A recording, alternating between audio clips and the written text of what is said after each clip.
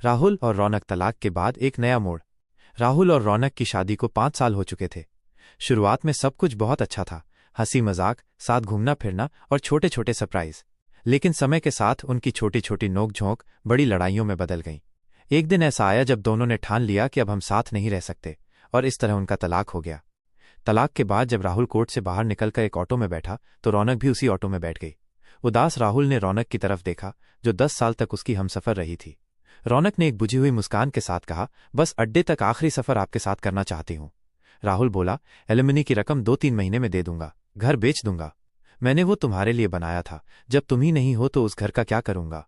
रौनक जल्दबाजी में बोली, घर मत बेचना, मुझे पैसे नहीं चाहिए। मैं प्राइवेट जॉब करने लगी हूं, मेरा और मुन्ने का गुजारा हो जाता है। तभी अचानक ऑटो वाले ने जोर से ब्रेक लगाए। रौनक का चेहरा सामने की रेलिंग से टकराने ही वाला था कि राहुल ने झटके से उसकी बांह पकड़ ली।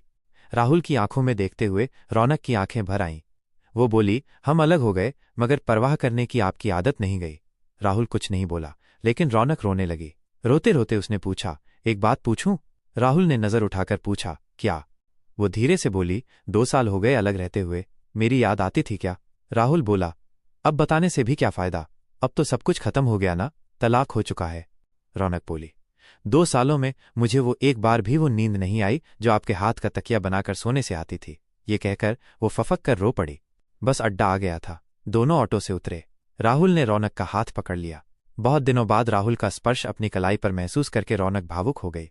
राहुल बोला, चलो अपने घर चलते हैं। ये सुनकर रौनक बोली, तलाक के कागजों का क्या होगा? राहुल बोला, फाड़ देंगे। इतना सुनते ही रौनक दहाड़ मारकर राहुल के गले से लिपट गई। पीछे पीछे दूसरे ऑटो में आ रहे उनके रिश्तेदार ये सब देखकर चुपचाप बस में बैठकर चले गए। रिश्तों को रिश्तेदारों पर मत छोड़ो, खुद निर्णय लो, आपस में बात करो, अपनी गलती हो तो स्वीकार करो। राधे राधे। जय मां करनी।